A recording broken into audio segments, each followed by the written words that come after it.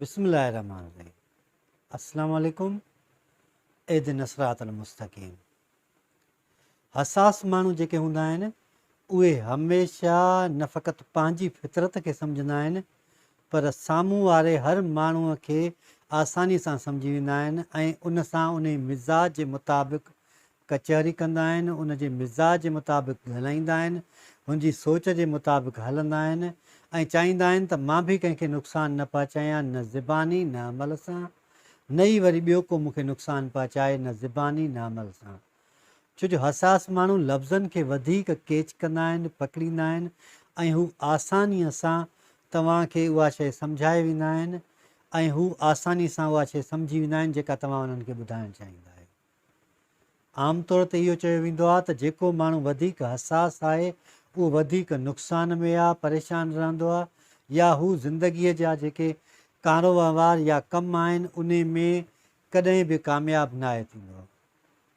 पर हदीस में आयल आहे त जन्नत में उहो माण्हू वेंदो जंहिंजी दिलि झिड़कीअ जहिड़ी नरम हूंदी, यानी उन में हसासियत हूंदी, हुन में सहप हूंदी, हुन में पंहिंजाइप हूंदी, हुन में इख़लाक़ हूंदो, हुनजा दर्जात बुलंद हूंदा, हू ॿियनि जो क़यास कंदो, हू ॿियनि खे सिधी राह ॾेखारींदो, पाण सिधी राह ते हलंदो ऐं हर उहो अमल कंदो जंहिंसां न फ़क़ति हुनजी दिलि बि ख़ुशि हुजे ऐं ॿियनि जी दिलि आज़ारी बि न थिए।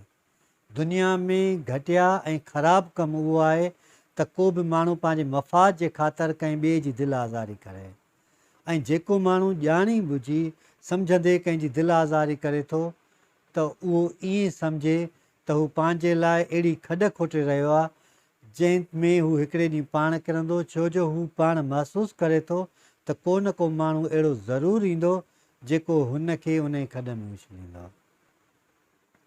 इहा मूंखे हिकिड़ी ॻाल्हि यादि थी अचे इन हसासियत तां त नंढा हूंदा हुआसीं त वाल साहब मुंहिंजो बाबा रियाज़ अली ऐं जेको चाचो आहे बख़्श अली अदा MBA जो पीउ, उहे हर काए रहिया ज़मीन ते त असां वरी अक्सर करे सुबुह जो उन्हनि जे लाइ या चांहि या मानी खणी वेंदा हुआसीं। त हिकु चकर असां मानी खणी वियासीं अदा MBA ऐं मां उन्हनि ॾे त उन्हनि ॾींहंनि में हिकिड़ो मज़दूर हूंदो हुओ जेको उन्हनि बीहारियो, जेको हुते कमु पियो करे।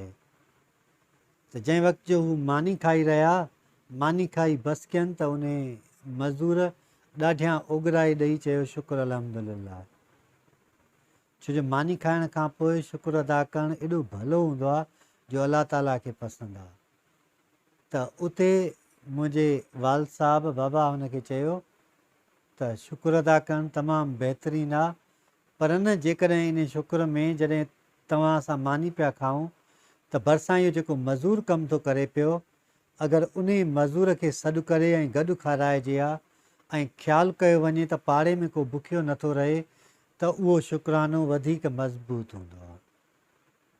जॾहिं न असां कंहिं बि शइ जो शुक्र अदा कंदा आहियूं, कंहिं जॉब जो, नौकिरीअ जो, कंहिं शइ जे मिलण जो, त जॾहिं माण्हू कंहिं ॿिए जो अहसासु कंदो आहे, ॿिए जो ख़्यालु कंदो आहे त असांजे जेका शुक्राने जी अहमियत आहे उहा वधीक वाज़े थी वेंदी आहे, क्लियर थी वेंदी आहे। इवन इन तारीख़ में बि अचे थो, हदीसुनि में बि चयलु आहे त जेसिताईं तव्हांजो पाड़ेसरी तव्हां मां ख़ुशि न आहे, तव्हां मां राज़ी न आहे, तेसिताईं तव्हां ख़ुशि नथा रही सघो। हीअ दुनिया जी अजीब उलझन थी वई आहे। जॾहिं अॻ में ॾिठो वेंदो, नंढड़ा हूंदा हुआसीं ईअं त पाड़े में को रहंदो त उन पाड़े वारे घर जो आवाज़ु न ईंदो हुओ, ख़ामोशी हूंदी। ऐं जॾहिं मुंहिंजो ॿार वग़ैरह ॿाहिरि निकिरंदा हुआ त किताबनि सां हुननि जो शौक़ु, पढ़ण सां बाइख़लाक़ माण्हू, त असां ईअं चवंदा हुआसीं त हीअ जेको पाड़े में वेठा आहिनि माण्हू ॾाढा भला माण्हू आहिनि, ग़रीब आहिनि, शरीफ़ आहिनि ऐं सुठा माण्हू आहिनि। पर उन्हनि जी जॻह जॾहिं खां वठी मटीरियलिस्टिक शयुनि वरिती आहे, हाणे जेॾीमहिल बि ॾिस त कंहिं पाड़े जे घर में का न का मौसीक़ी थी वॻिजे पई, को प्रोग्राम थो हले पियो या जशन थो हले पियो, उहा किताबनि खां दूरी माण्हूअ खे हमेशह तारीख़ खां परे करे छॾींदी आहे। हाणे फ़क़ति असां पंहिंजी क़ीमतूं कंहिं कार ताईं, कंहिं बंगले ताईं या मटीरियलिस्टिक शयुनि ताईं महदूदु करे छॾी आहे। पर जेका अंदर ते माण्हू पंहिंजो जेको कमु करे थो, जेको पंहिंजी तख़लीक़ ते कमु करे थो, पंहिंजी सोच ते कमु करे थो, उहा तक़रीबन ख़तमु थी चुकी आहे। त जॾहिं बि माण्हू किताबु पढ़णु शुरू कंदो आहे त उन में फितरी तौर ते हसासियत अची वेंदी आहे, हुन में ताज़गी अची वेंदी आहे, हुन में पंहिंजाइप अची वेंदी आहे, ख़्याल अची वेंदा आहिनि। हिन दुनिया में जॾहिं बि इंसानु को ग़लति कमु कंदो आहे या ग़लती कंदो आहे त उनखे कंहिं न कंहिं तरीक़े सां इशारो मिलंदो आहे, या हुनखे हुनजो दोस्त रोकींदो आहे, या हुनखे हुनजा वालदेन रोकींदा आहिनि, या हुनजा भाउ हुनखे रोकींदो, या पाड़े वारो को रोकींदो, या कुदरत जे तरफ़ां हुनखे इशारो मिलंदो, या हुनखे ख़्वाब में का न का शइ ज़रूरु महसूसु थींदी आहे। जेके समझदार माण्हू हूंदा आहिनि उहे पंहिंजे ख़्वाबनि खे गौर सां ॾिसी करे, ॿुधी करे या सम्झी करे ऐं उन्हनि जी पोइ जेको आहे सो उन ते अमल कंदा आहिनि, या अंदाज़ो हणंदा आहिनि त हीउ ख़्वाबु कहिड़ी नोय जो आहे या छा चए थो। ईअं हिकिड़ो बुज़ुर्ग हुयो, सुठो इंसानु हुयो, नेक निमाज़ी शरीफ़ इंसानु हो, इबादत त कंदो हो पर हू दुनियादारीअ में बि तमामु बहितरीनु हुयो। हज़रत अली करमला वजह जो कौल हा त उन वटि हिकिड़ो माण्हू आयो त उन लाइ चयो वियो त साईं ॾाढो नेक निमाज़ी आहे। त साईं उन खां चयो, उनखे चयईं त दुनियादारीअ जे कमनि में कीअं तालुक़ु निभाइण में, त हुननि चयो सुठो आहे। मतिलबु त जेको माण्हू दुनियादारीअ जे कमनि में सुठो आहे त उन जा दर्जात अञा हुननि खां वधीक भला थींदा आहिनि। त उहो माण्हू वटि वॾो माल हुयो, ॿकरियूं हुयसि, रिढूं हुयसि, ॿिया जानवर बि हुयसि सवनि हज़ारनि में। त हिकिड़े ॾींहुं हू सदाईं पाण पंहिंजो माल ॿाहिरि काए जंग में वेंदो ऐं उन्हनि खे उते सॼो ॾींहुं उहे गाहु चरंदा हुआ, ऐं पाण वण जे हेठां वेही ऐं वरी शाम जो उन्हनि खे वापसि वठी ईंदो। हिन वटि ॿिया बि मज़ूर हूंदा जेके हिन सां गॾु कमु कंदा हुआ। त हिकिड़े ॾींहुं हुनजे पोटे हुनखे चयो त बाबा अॼु मां थो वञा माल सां, तव्हां सुकून कयो ऐं आरामु कयो। हू रिढूं काए वियो। जंहिं जो रिढूं काए वियो, जंग में पहुतो त ॿी पाड़े वारे जेको ॿियो बि हुयो माण्हू या माल चाढ़ींदड़ हुया, उन्हनि सां हिन जूं रिढूं मिक्स थी वियूं। त हिकिड़ी रिढ उन हिन जे माल सां गॾिजी आई रिढुनि सां, ऐं हिन अची उहा ॿधी छॾी हुते। हिन खे ख़बर ई कान। उहा रिढ सॼी राति रड़े पई। जॾहिं पहिरीं राति जो थी त हुनजो जेको ॾाॾो हुयो छोकिरे जो, या जेको ईमानदार माण्हू हुयो, शरीफ़ इंसानु हो, उहो जो निंड में सुतो त हुन ॾिठो त हिकिड़ो नंढड़ो ॿारु आहे जेको झंग में रोए थो पियो। हीउ जेॾी महिल उनखे वञे थो मदद करणु त हू ख़्वाब मां उथी पियो पए। ॿियो ॾींहुं थियो, हीउ उणितुण ऐं परेशानी में हुयो त हाणे छा कयां, हिनखे का बि ॻाल्हि सम्झ में न आई। ॿिए ॾींहं ते जो हू निंड में सुतो त वरी साॻियो ई छोकिरो आयो। उहो छोकिरो कपर ते सुतो पियो हुयो, रड़ियूं पियो करे, रोए पियो वेठो। जेॾी महिल हीउ मदद लाइ हुन ॾे वञे पियो त हिनखे निंड मां संभाल पई थिए, त हीउ जाॻी पियो पए।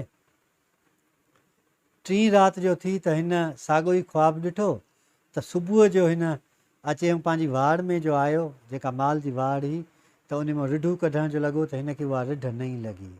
त हीउ सम्झी वियो त माना मूंखे इशारो मिलियो। त हिन पंहिंजे पुट खे सॾु कयो, हीअ रिढ घणनि ॾींहंनि खां हिते आहे? त हुन चयसि त 3 ॾींहंनि खां हिते आहे।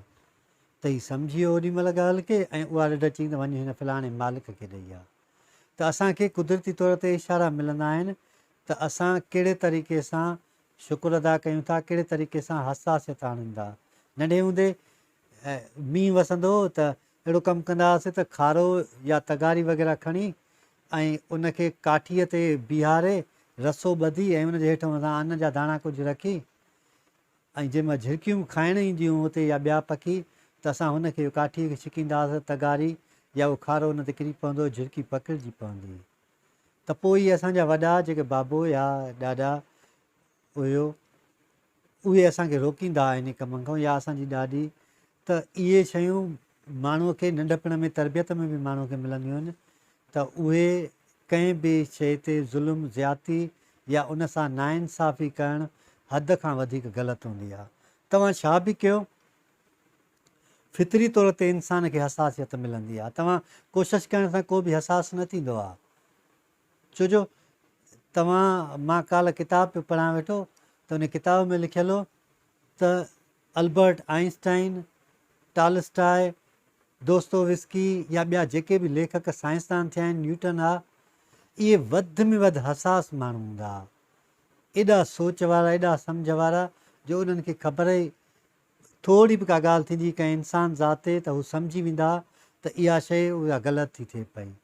त हिकिड़े भेरे अल्बर्ट आइंस्टाइन जी ॻाल्हि निकिती आहे, यादि थी अचे त अल्बर्ट आइंस्टाइन ट्रेन ते सफ़र पियो करे त हू ॿी ट्रेन ते चढ़ी वेही रहियो त टिकट चेकर जो आयो त चयईं त हीअ ट्रेन त तव्हांजी न आहे।